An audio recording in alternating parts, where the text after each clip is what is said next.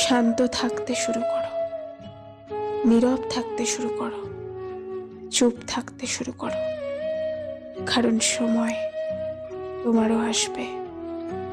Video শুরু করার আগে তোমাকে একটা বাস্তব ঘটনা শেয়ার করতে চাই, যেটা হলো দুই বন্ধুর কাহিনী, যার মধ্যে একটি বন্ধু সবসময় নিজেকে শান্ত রাখত।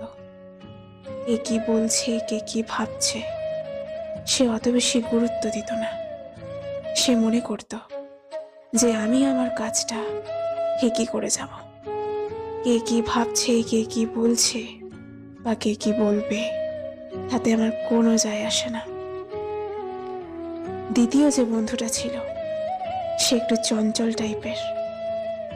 কেউ কিছু বলে দিলে সঙ্গে সঙ্গে রিয়্যাক্ট করতে শুরু করত।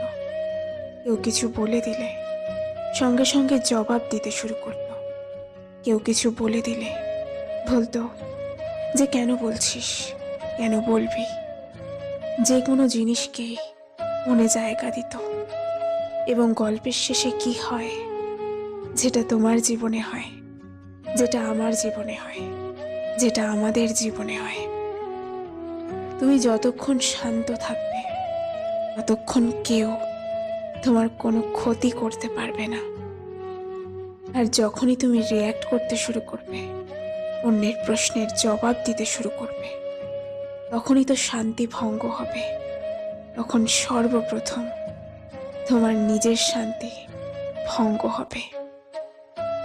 আর সত্যি বলতে এই গল্পটা শেষ পর্যন্ত শোনানোর কোনো প্রয়োজন নেই, কারণ এটা কোনো আর্টিফিশিয়াল গল্প নয়।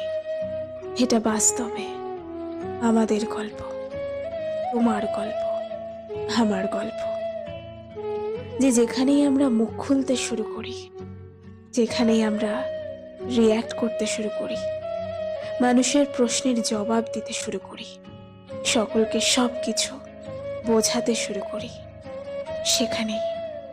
সেখানেই আমাদের শান্তিটা ভঙ্গ হয়ে যায়। কিন্তু যদি আমরা চুপ থেকে নিজের কাজে গুরুত্ব দিই, নিজের কাজে মন দিই, তাহলে দেখা যাবে সময়ই আমাদের হয়ে উত্তরটা দিয়ে দিয়েছে। সময়ই আমাদের হয়ে শিক্ষা দিয়ে দিয়েছে। কারণ সময় আসতে খুব বেশি সময় লাগে না, যখন আমরা নিজেরা নিজেদের উপরেই কাজ করি, গোপনে নিজেকে তৈরি করি। জীবনে কখনো কখনো হয়তোবা আমাদের মনে হয় যে আমাদের স্বপ্ন কখনো পূরণ হবে না। আমরা জীবনে কখনো আমাদের লক্ষ্যে পৌঁছাতে পারবো না। আমরা আমাদের স্বপ্নগুলো, আমাদের লক্ষ্যগুলো অ্যাচিভ করতে পারবো না। কিন্তু সেই সময়ে নিজেকে শান্ত রাখাটা অনেক বেশি প্রয়োজনীয়। লাইফের এই লেসনটা শেখাটা প্রয়োজন যে শান্ত থাকলে সময় আসবে, আর একটা সময় পরেই সময়ই আমাদের হয়ে কথা বলবে। জীবনের যে কোনো পরিস্থিতিতে, যে কোনো মুহূর্তে নিজের ওপরে বিশ্বাসটা বজায় রাখতে হবে যে আমার সময় আসবে, আমি পারবো, আমি করে দেখাবো। দেখো, এটা ভাবতে যেও না যে আমার সময় কখন আসবে। তুমি শুধু নিজের ওপরে কাজ করে যাও, গোপনে, নীরবে মেহনত করে যাও। তুমি হয়তোবা শুনেছ, তোমাকে হয়তোবা বলা হয়েছে যে ধৈর্যের ফল মিষ্টি হয়, সবুরের ফল সব সময় মিষ্টি হয়। কিন্তু আমরা কেউই জানি না যে কতটা ধৈর্য ধরতে হবে, কতক্ষণ পর্যন্ত ধৈর্য ধরতে হবে। সেটা সময়ই বলবে। কতক্ষণ পর্যন্ত ধৈর্য ধরতে হবে সেটা সময়ই বলে দেবে।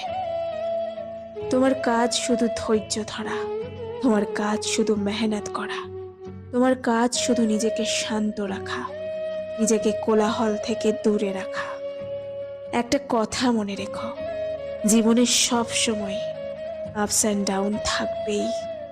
আমাদের জীবন কখনো একই সরলরেখায় চলে না।